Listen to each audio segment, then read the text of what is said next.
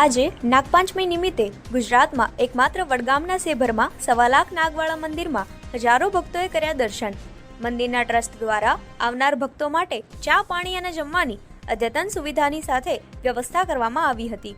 સમગ્ર ગુજરાતમાં એકમાત્ર વડગામ તાલુકાના સેભરમાં 1.25 લાખ નાગવાળા મંદિરમાં નાગપાંચમ હોવાથી હજારો ભક્તો દર્શન કરી ધન્યતા અનુભવે છે. તાલુકાના પોલીસ પરિવાર દ્વારા ટ્રાફિકની સમસ્યા ન વર્તાય અને લોકોને કોઈ તકલીફ ન પડે તે માટે તેઓ ખડે પગે પોતાની ફરજ નિભાવે છે.